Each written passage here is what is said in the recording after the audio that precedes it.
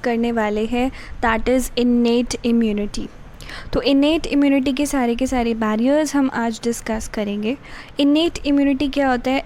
वो इम्यूनिटी जो कि बाय बर्थ आपके अंदर प्रेजेंट होती है, बचपन से जो इम्यूनिटी आपके अंदर प्रेजेंट होती है उसको हम इन्नेट इम्यूनिटी बोलते हैं। यानी कि वो इम्यूनिटी जो कि आप अपने पेरेंट्स से इनहेरिट करते हो और ये नॉन स्पेसिफिक होती है, right? So there are 4 kind of defensive barriers in innate immunity: anatomic barriers, physiologic barriers, phagocytic barriers and inflammatory barriers। इनके बारे में हम डिटेल में एक एक करके स्टडी करेंगे। तो सबसे पहला जो बैरियर है दैट इज़ एनाटॉमिक बैरियर्स, जिसको हम फिज़िकल बैरियर्स भी बोलते हैं, राइट? सो फिज़िकल बैरियर्स और the anatomic barriers are the first barriers। Okay, so इसके अंदर क्या आता है? मेनली 2 चीज़ें हमारी फिज़िकल बैरियर्स के अंदर आती हैं। एक तो होती है स्किन और एक होती है म्यूकस मेम्ब्रेन। स्किन और जो म्यूकस मेम्ब्रेन है वो माइक्रो ऑर्गेनिजम्स की एंट्री को प्रिवेंट करता है, यानी कि माइक्रोब्स को हमारी बॉडी के अंदर पैथोजेंस की एंट्री को रोकता है। तो अगर हम स्किन की बात करते हैं सबसे पहले, तो स्किन जो होती है, स्किन में 2 लेयर्स होती हैं, एपिडर्मिस एंड डर्मिस। ठीक है, 2 लेयर्स होती हैं स्किन की, एपिडर्मिस और डर्मिस। जो एपिडर्मिस होती है, एपिडर्मिस आपकी बाहर वाली लेयर होती है एंड इट इज़ थिनर। ठीक है, सबसे आउटर मोस्ट जो लेयर होती है that is epidermis and it is thinner. So इसमें क्या होता है? एपिडर्मिस के अंदर टाइटली पैक्ड एपिथेलियल सेल्स होते हैं, डेड सेल्स होते हैं, जिनके अंदर कौन सा प्रोटीन होता है? वाटर प्रूफ प्रोटीन, जो कि है हमारा केराटिन प्रोटीन। सो ये तो बात हो गई एपिडर्मिस की, जो कि बाहर वाली लेयर होती है। अगर आप अंदर वाली लेयर की बात करते हो तो अंदर वाली जो लेयर होती है दैट इज़ डर्मिस। ठीक है, तो जो इनर लेयर है दैट इज़ डर्मिस। डर्मिस के अंदर क्या क्या चीज़ें होती हैं? आपका कनेक्टिव टिश्यूज़ होते हैं, ब्लड वेसल्स होती हैं, हेयर फॉलिकल्स होते हैं, स्वेट ग्लैंड्स होते हैं, सेबेशियस ग्लैंड्स होते हैं। सेबेशियस ग्लैंड, अब देखो ये होते कैसे हैं स्किन के अंदर? अगर आप डीप स्किन के अंदर देखते हो तो देयर आर सेबेशियस ग्लैंड। अब सेबेशियस ग्लैंड एक हेयर फॉलिकल से अटैच्ड होते हैं। मैं आपको यहाँ पे बताती हूँ। मान लो कि ये आपकी स्किन है, ठीक है, यहाँ पे इस तरीके से ये ग्लैंड्स होते हैं, these are the sebaceous gland, जो कि एक हेयर फॉलिकल से एसोसिएटेड होते हैं। ये हेयर फॉलिकल से एसोसिएटेड होते हैं। ये वाला जो पोर्शन मैंने बनाया है, this is your sebaceous gland. ये सेबेशियस ग्लैंड है, राइट? और इस पे क्या होता है? हेयर फॉलिकल अटैच्ड होते हैं। और ये जो सेबेशियस ग्लैंड होते हैं ये एक ऑयली सिक्रीशन सिक्रीट करते हैं, जिससे कि इस हेयर की ग्रोथ होती है। I hope you got the point. Sebaceous gland hair follicle से अटैच्ड होते हैं और वो एक ऑयली सिक्रीशन प्रोड्यूस करते हैं, जिसको हम क्या बोलते हैं? जिसको हम सीबम बोलते हैं। तो वो ऑयली सिक्रीशन क्या है? जिससे कि हेयर की ग्रोथ होती है, हेयर फॉलिकल की ग्रोथ होती है। वो ऑयली सिक्रीशन क्या है? सीबम। तो सीबम के अंदर क्या होता है? सीबम के अंदर लैक्टिक एसिड होता है एंड फैटी एसिड होता है। क्योंकि ये एसिड है, देखो नाम से पता चल रहा है lactic acid and fatty acid, तो इसका पीएच क्या है? पीएच एसिड का लो होता है। तो लैक्टिक एसिड और फैटी एसिड प्रेजेंट होने की वजह से जो पीएच होता है स्किन का वो 3 से लेके 5 तक पीएच हमारा मेंटेन रहता है। एंड ये एसिडिक पीएच मेंटेन होने की वजह से due to the sebum production, जो हमारा ये तो 3 से 5 पीएच मेंटेन हुआ है which is a acidic pH. तो इस पीएच पर जो माइक्रो ऑर्गेनिजम्स हैं वो ग्रो नहीं कर पाते हैं, राइट? तो बैक्टीरियाज जो हैं, जो माइक्रो ऑर्गेनिजम्स हैं, वो हमारी स्किन पर ग्रो नहीं कर पाते हैं। बट कुछ ऐसे बैक्टीरियाज होते हैं जिनके लिए ये जो सीबम है ना, वो उनके लिए एक खाना है, उनके लिए फूड है। ठीक है, अगर ऐसा हो जाता है तो ये किस केस में होता है? अगर आपको एक्ने हो गया, एक्ने पिंपल के केस में ऐसा होता है कि जो बैक्टीरियाज जो एक्ने कॉज करते हैं उनके लिए जो सीबम आपका जो स्किन प्रोड्यूस कर रहा है that is a food for them. तो इसीलिए वो आपकी स्किन में पेनिट्रेट हो जाते हैं and they cause acne. Okay, so then we have the second physical barrier which is mucous membrane. Mucous membrane क्या होता है? म्यूकस मेम्ब्रेन कहाँ कहाँ पे प्रेजेंट होती है? Epithelial, alimentary canal, respiratory tract और यूरोजेनाइटल ट्रैक्ट के अलोंग, उनकी लाइनिंग के अलोंग ये प्रेजेंट होती है, राइट. सो जो हमारी म्यूकस सिक्रीशंस होती हैं, इनका काम क्या होता है? म्यूकस होता क्या है एक्चुअली? जो आपके एपिथेलियल सेल्स हैं अलोंग दी लाइनिंग ऑफ ये जो एलिमेंट्री कैनाल, रेस्पिरेटरी कैनाल और ये जो यूरोजेनाइटल ट्रैक्ट है, इनकी लाइनिंग पे क्या प्रेजेंट होते हैं? इनकी लाइनिंग पे एपिथेलियल सेल्स प्रेजेंट होते हैं. एंड ये जो एपिथेलियल सेल्स हैं ये एक विस्कस फ्लूइड बनाते हैं and that viscous fluid is known as mucus. उसको हम म्यूकस बोलते हैं. और ये जो म्यूकस है, विस्कस फ्लूइड, देखो जैसे शहद होता है ना, शहद या जो हनी होता है उसकी टेक्सचर आप देखना, ठीक है, उसका जो टेक्सचर होता है दैट इज़ विस्कस टाइप. तो ऐसे ही जो म्यूकस होता है वो एक विस्कस फ्लूइड है जो कि क्या कर लेता है? फॉरेन माइक्रो ऑर्गेनिजम्स को, फॉरेन पैथोजेंस को ट्रैप कर लेता है. ओके, सो लोअर रेस्पिरेटरी ट्रैक्ट में हमारी जो म्यूकस मेम्ब्रेन होती है उस पर सीलियाज प्रेजेंट होते हैं. और ये सीलिया क्या करते हैं? जो भी बैक्टीरिया आपके मान लीजिए रेस्पिरेटरी ट्रैक्ट में घुस गया तो ये सीलिया क्या करते हैं? एक सिंक्रोनस मूवमेंट से they propel the mucus entrapped microbe from this tract. Okay, then we have the second type of barriers which is physiological barriers. physiological barriers की अगर हम बात करते हैं तो सबसे पहले इसमें हम टेम्परेचर की बात करेंगे, पीएच की, और कुछ हमारे पास यहाँ पे प्रोटीन्स प्रेजेंट होते हैं. ओके, तो टेम्परेचर और पीएच की बात कर लेते हैं. Temperature, how temperature gives us immunity, है ना, इन्नेट इम्यूनिटी टेम्परेचर कैसे दे रहा है? टेम्परेचर ज़्यादा होने से क्या होता है कि माइक्रो ऑर्गेनिजम्स की ग्रोथ नहीं हो पाती है, ठीक है, माइक्रो ऑर्गेनिजम्स की ग्रोथ नहीं हो पाती है टेम्परेचर ज़्यादा होने की वजह से. फॉर एग्जांपल चिकन्स के अंदर they have a innate immunity, बचपन से उनके पास इन्नेट इम्यूनिटी होती है एंथ्रेक्स के ख़िलाफ़. क्यों? क्योंकि उनकी बॉडी का जो टेम्परेचर है वो बहुत ज़्यादा हाई रहता है, इतना हाई रहता है कि बैक्टीरिया ग्रो ही नहीं कर पाता है एंथ्रेक्स का, राइट. अगर आप पीएच का एग्जाम्पल लो तो पीएच का एग्जाम्पल तो आपके पास ही है. हमारी बॉडी के अंदर जो हमारा स्टमक है उसमें कौन सा एसिड होता है? HCl प्रेजेंट होता है. तो एसिड प्रेजेंट होने की वजह से, एसिड प्रेजेंट होने की वजह से हमारा स्टमक क्या हो गया? उसका नेचर क्या हो गया? एसिडिक नेचर हो गया. तो इस एसिडिक नेचर में माइक्रो ऑर्गेनिजम्स क्या नहीं कर पाएंगे? ग्रो नहीं कर पाएंगे.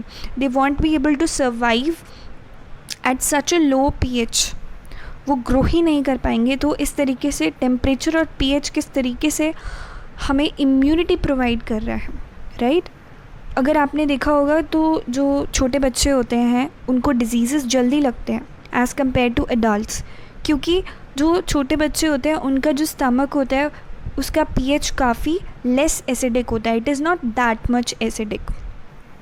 ओके, सो फिजियोलॉजिकल बैरियर्स के अंदर ही जो नेक्स्ट पार्ट आता है वो है कुछ प्रोटीन्स, ठीक है. सबसे पहला जो सॉल्युबल प्रोटीन है दैट इज़ योर लाइजोजाइम.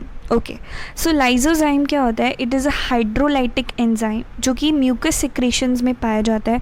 जो आपके टीयर्स हैं, ठीक है, जो आप ये मोटे मोटे आंसू निकालते हो अपनी आइज़ में से, तो उसके अंदर क्या होता है? ये एंजाइम होता है लाइजोजाइम. लाइजोजाइम एंजाइम के पास ये प्रॉपर्टी होती है कि वो पेप्टिडोग्लाइकन लेयर, बैक्टीरिया की जो सेल वॉल है, पेप्टिडोग्लाइकन लेयर जो है उसको वो क्लीव कर सकता है, उसको डिस्ट्रॉय कर सकता है. नेक्स्ट टाइप का जो आपके पास प्रोटीन आता है दैट इज़ इंटरफेरॉन. इंटरफेरॉन के अंदर क्या आते हैं? इंटरफेरॉन के अंदर there are group of proteins जो कि वायरस इन्फेक्टेड सेल्स प्रोड्यूस करते हैं. इंटरफेरॉन्स क्या हैं? जो वायरस इन्फेक्टेड सेल्स हैं, यानी कि जो पहले से ही वायरस से इन्फेक्ट हो चुके हैं हमारी बॉडी के सेल्स, वो प्रोटेक्ट करेंगे नॉन इन्फेक्टेड सेल्स को, यानी कि जो अभी इन्फेक्ट नहीं हुए हैं, वो इन्फेक्टेड सेल्स नहीं हैं। जो इन्फेक्टेड सेल्स हैं वायरस इन्फेक्टेड, वो नॉन इन्फेक्टेड सेल्स को प्रोटेक्ट करते हैं, राइट। ऐसे प्रोटीन्स को हम इंटरफेरॉन्स कहते हैं। और ये प्रोटीन्स कौन बनाएगा? जो वायरस इन्फेक्टेड सेल्स हैं। किसको बचाने के लिए? नॉन इन्फेक्टेड सेल्स को बचाने के लिए। Then we have complement proteins. Complement proteins क्या होते हैं? They are a group of serum proteins होते हैं जो कि इनएक्टिव स्टेट में, कौन सी स्टेट में? इनएक्टिव स्टेट में हमारी बॉडी के अंदर सर्कुलेट करते रहते हैं, ठीक है। बहुत सारे तरीके होते हैं इनको एक्टिवेट करने के, किस तरीके से इनको एक्टिवेट करा जाए, राइट। तो ये क्या होते हैं? मान लो यहाँ पे आई विल एक्सप्लेन यू कि ये जो प्रोटीन्स हैं, कॉम्प्लीमेंट प्रोटीन्स, ये ऐसे ही सर्कुलेट कर रहे होते हैं। दिस इज़ द वॉल, ठीक है। बैक्टीरिया की वॉल है, मान लीजिए सेल वॉल है। तो ये जो प्रोटीन्स होते हैं वो सर्कुलेट कर रहे होते हैं अपना आराम से, बट जब ये इकट्ठे हो जाते हैं, जब ये क्या हो जाते हैं? इकट्ठे हो जाते हैं इस तरीके से, तो वो अरेंज हो जाते हैं, कंबाइन हो करके ये बैक्टीरिया की वॉल के ऊपर चिपक जाते हैं and they make a hole there, ठीक है। वो बैक्टीरिया की सेल वॉल में क्या बना देंगे? होल बना देंगे इकट्ठे हो करके। ये देखो, अब इन्होंने क्या बना दिया? बैक्टीरिया की सेल वॉल में होल बना दिया। अब इस होल के थ्रू सारा का सारा जो सेल्स हैं या जो वाटर है वो इसके अंदर चला जाएगा और इसकी सेल लिसिस हो जाएगी। बैक्टीरिया जो है वो एट द एंड वो डैमेज हो जाएगा, वो किल हो जाएगा, राइट। सो एक एग्जाम्पल है कॉम्प्लीमेंट प्रोटीन्स का, दैट इज़ कोलेक्टिन्स। जो कोलेक्टिन्स होते हैं वो क्या करते हैं? दी आर द सर्फेक्टेंट प्रोटीन्स जो कि किल कर सकते हैं डायरेक्टली बैक्टीरिया की मेम्ब्रेन को डिसरप्ट करके, ठीक है। वो वही जो मैंने अभी बताया कि वो इकट्ठा हो जाते हैं बैक्टीरिया के, एग्रीगेट कर जाते हैं बैक्टीरिया की वॉल के ऊपर, एंड इससे क्या होता है? फेगोसाइटोसिस इन्हांस हो जाता है। जो फेगोसाइटिक सेल्स है वो फटाफट से वहाँ पे आ जाएंगे। जो थर्ड टाइप का आपके पास बैरियर आता है that is cellular barrier. Cellular barrier क्या होता है? डिफरेंट सेल्स होते हैं हमारी बॉडी के जो कि हमें प्रोटेक्शन प्रोवाइड करते हैं, which act as a cellular barrier. वो कौन से सेल्स हैं? Neutrophils, macrophages and phagocytic cells. ये सेल्स हमारे लिए सेल्यूलर बैरियर का काम करते हैं, ये हमें प्रोटेक्ट करते हैं। तो एंडोसाइटोसिस का मतलब क्या होता है? एंडोसाइटोसिस का मतलब होता है आप क्या कर रहे हो? आउटर एनवायरनमेंट से अपटेक कर रहे हो मटेरियल का। फेगोसाइटोसिस का मतलब है injection of extra cellular particulate material. अब फेगोसाइटोसिस होता किस तरीके से है? देखो, आप यहाँ पे देखो, ये स्टेप्स हैं इसके। अब होता कैसे है वो हम इस डायग्राम से समझते हैं कि फेगोसाइटोसिस होता कैसे है। देखो, ये सेल है, ठीक है, ये हमारा सेल है, this is our cell.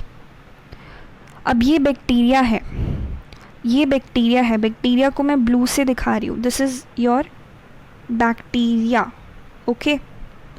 So bacteria क्या हुआ? अंदर एंटर करा, ठीक है, सीडोपोडिया जैसा इसने बना लिया है सेल ने। तो अब ये बैक्टीरिया अंदर एंट्री हो चुकी है। नाउ अब भी क्या करता है? फेगोसोम, ठीक है। सो सेल की जो प्लाज्मा मेम्ब्रेन होती है वो पार्टिकुलेट मैटर यानी कि बैक्टीरिया को घेर लेती है, उसके अराउंड उसको क्या कर लेती है? सराउंड कर लेती है। एंड फिर जो आपका पैथोजन है that enters into the cell and forms a large phagosome. तो ये बैक्टीरिया की अंदर एंट्री हो चुकी है, ये देखो अंदर एंट्री हो चुकी है, एंड इसने क्या बना लिया है? It has form a phagosome. तो इसने क्या बना लिया है? Phagosome, okay, phagosome. अब क्या होता है, ये जो फेगोसोम होता है, अब यहाँ पे क्या बनने वाला है, phagosome fuses with the lysosome, lysosome के साथ फ्यूज़ करता है। लाइजोसोम में क्या होता है, लेटिक एंजाइम्स होते हैं। ये लेटिक एंजाइम्स क्या कर देंगे, उस बैक्टीरिया को ब्रेक कर देंगे, छोटे छोटे टुकड़ों में तोड़ देंगे, क्योंकि इस लाइजोजाइम के अंदर क्या थे, लेटिक एंजाइम्स थे जिन्होंने इसको तोड़ दिया, right. They have digested this bacteria और उसको छोटे छोटे पार्ट में तोड़ दिया। तो डाइजेशन के बाद अब ये जो टुकड़े हैं बैक्टीरिया के, वो बाहर की तरफ निकाल दिए जाते हैं, सेल से बाहर निकल जाते हैं। So this is the process how phagocytosis take place. जो नेक्स्ट हमारा बैरियर है that is inflammation barrier. Inflammation barrier क्या होता है, जब भी आपको टिश्यू डैमेज हो जाता है, जब भी आपको चोट लगती है, ठीक है, तो चोट लगने से क्या होता है, मान लो आपकी उंगली पे कट लग गया, ठीक है, कट लगने से क्या हुआ कि जो बाहर का पैथोजन है वो आपकी अंदर, बॉडी के अंदर एंटर कर जाएगा। एंटर करने से आपकी बॉडी के अंदर बहुत सारे कॉम्प्लेक्स इवेंट्स होंगे और उन इवेंट्स को हम कलेक्टिवली इन्फ्लेमेटरी रिस्पॉन्स बोलते हैं। अब फीचर्स हैं कुछ इसके, 4 कार्डिनल साइंस हैं। जब भी आपने देखा होगा, जब आपको चोट लगती है तो वो वाला रीजन या तो रेड हो जाता है, वो वाला रीजन क्या हो जाता है, रेडनेस आ जाती है वहाँ पे, जहाँ पे आपको चोट लगती है वहाँ पे स्वेलिंग हो जाती है, और वो हिस्सा अगर आपने टच करके देखा होगा तो उसका जो टेम्परेचर है वो थोड़ा सा इंक्रीज़ हो जाता है, यानी कि हीट अप हो जाता है वो। और पेन आपको ऑब्वियसली जहाँ पे चोट लगी है वहाँ पे आपको पेन तो होगा ही, राइट। ओके, सो इसके कुछ इवेंट्स हैं कि जब हमारा इन्फ्लेमेशन होता है तो होता क्या है। सबसे पहला जो स्टेप है दैट इज़ वेसोडाइलेशन। वेसोडाइलेशन का मतलब होता है कि जो ब्लड वेसल्स का डायमीटर है of the near by capillaries increases, right. यानी कि मान लीजिए ये ब्लड वेसल है, जस्ट अ मिनट, सो ये हमारी क्या थी, ब्लड वेसल थी, इसका डायामीटर इतना था, अब वो इंक्रीज़ हो गया, राइट, इंक्रीज़ हो गया डायामीटर। सो डायामीटर इंक्रीज़ हो गया, दिस इज़ वेसोडाइलेशन। इससे क्या होगा, टिश्यू में रेडनेस हो जाएगी और टेम्परेचर इंक्रीज़ हो जाएगा। सेकेंड जो स्टेप होता है that is increase in the capillary permeability. Capillary की परमिएबिलिटी इंक्रीज़ हो जाती है। Influx of the fluid and cells, ज़्यादा से ज़्यादा जो फ्लूइड है और जो सेल्स हैं, इनफ्लक्स का मतलब होता है कि एकदम से बहुत ज़्यादा मूवमेंट होना, ठीक है ना, arrival of large number of things, that is influx. So जो फ्लूइड एक्यूमुलेट होता है उसको हम एक्सुडेट बोलते हैं और उसका प्रोटीन कंटेंट काफ़ी ज़्यादा हाई होता है। The emigration of phagocytes includes the adherence of cells of the blood vessels is known as margination. अब मुझे नहीं लगता आपको इससे अभी कुछ समझ आया होगा, बट ये डायग्राम देखिए। अब आप इस डायग्राम से आपको सब कुछ क्लियर हो जाएगा, जो भी हमने स्टेप्स ऊपर पढ़े अब वो इस डायग्राम से आपको क्लियर हो जाएंगे। तो ये आपकी स्किन है, ठीक है, स्किन है, किसी कारणवश आपको चोट लग गई, ठीक है, यहाँ पे ये देखिए, यहाँ पे आपको चोट लग गई है, कट लग गया है, ठीक है, कट लग गया है आपको। कट लगने की वजह से क्या हो गया है, बैक्टीरियाज अंदर एंटर हो गई। जो रेड कलर के मैं बना रही हूँ दीज आर द बैक्टीरियाज, वो क्या है, बैक्टीरियाज आपकी बॉडी के अंदर एंटर हो चुके हैं। तो ये देखिए बैक्टीरियाज क्या हो चुके हैं, बैक्टीरियाज आपकी बॉडी के अंदर एंटर हो चुके हैं। तो ये आपकी स्किन है, ठीक है, this is your skin, this is your skin. ये स्किन की आउटर मोस्ट लेयर है विच इज़ एपिडर्मिस, और ये अंदर वाली लेयर है विच इज़ डर्मिस, जो कि हमने ऊपर पढ़ा था। अब ये टिश्यू डैमेज तो हो गया, टिश्यू डैमेज होने की वजह से वेसो एक्टिव एंड कीमोटैक्टिक फैक्टर्स रिलीज़ होते हैं, जिससे कि क्या होता है, ब्लड फ्लो इंक्रीज़ हो जाता है और कैपिलरी की परमिएबिलिटी भी इंक्रीज़ हो जाती है। सेकेंड स्टेप क्या होता है, ये देखो, ये जो आपको दिख रही है दिस इज़ कैपिलरी, ये क्या है आपकी capillary, this is your capillary, ठीक है। तो ये इसकी परमिएबिलिटी इंक्रीज़ हो चुकी है, परमिएबिलिटी इंक्रीज़ हो चुकी है। नाउ परमिएबिलिटी इंक्रीज़ होने की वजह से it will allow the influx of fluid and cells. तो अब क्या होता है कि जो हमारे सेल्स होते हैं वो यहाँ से निकलने शुरू हो जाते हैं कैपिलरी से। तो एक्सुडेट, मार्जिनेशन क्या होता है, व्हाट इज़ मार्जिनेशन, अभी हमने ऊपर पढ़ा था। मार्जिनेशन का मतलब क्या होता है, the emigration of phagocytes to the endothelial wall of the blood vessels, ठीक है। जो हमारे फेगोसाइटिक सेल्स होते हैं, ये क्या है हमारा, this is our phagocytic cell, और ये कहाँ पे आ चुका है, ये कैपिलरी के, this is our capillary guys, capillary के वॉल पे अटैच हो चुका है। इस प्रोसेस को हम मार्जिनेशन बोलते हैं, राइट।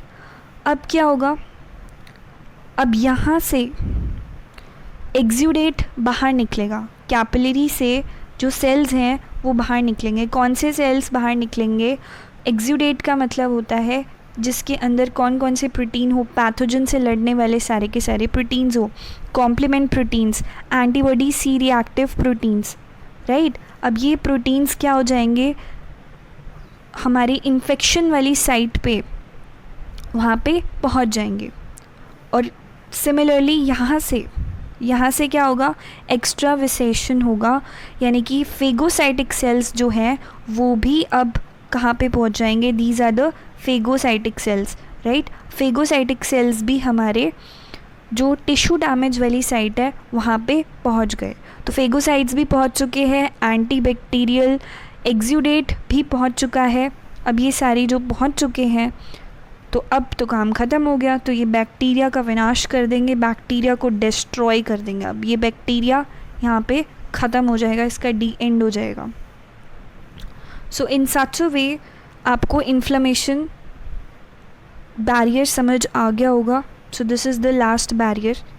एक चीज़ और, पस जो आपको आ जाता है चोट लगने पे, तो वो क्यों आता है, देखो जब फेगोसाइटिक सेल्स एक्यूमुलेट हो रहे हैं जहाँ पे आपको चोट लगी है, तो वो फेगोसाइटिक सेल्स क्या करते हैं, बैक्टीरिया को खाना शुरू कर देते हैं, राइट। बैक्टीरिया को खाना शुरू कर देते हैं ताकि उसको डिस्ट्रॉय कर सके। तो जो फेगोसाइटिक सेल्स है वो एंजाइम्स रिलीज़ करते हैं, दैट आर लिटिक एंजाइम। अब ये जो लिटिक एंजाइम है वो आसपास के सेल्स को भी तो डिस्ट्रॉय कर देगा, जो हेल्दी सेल्स है उनको भी डिस्ट्रॉय कर देगा। और ये जो डेड सेल्स होते हैं ये इकट्ठा हो जाते हैं जब, और जो डाइजेस्टेड मटेरियल है, जो बैक्टीरिया का जो बचा कुचा जो उसका पार्ट है और डेड सेल्स हैं, वो सारे इकट्ठा हो जाते हैं एंड अ फ्लूइड फॉर्म्स, जिसको हम बोलते हैं पस। उसको हम क्या बोलते हैं, पस। सो this is all for today's class. Thanks.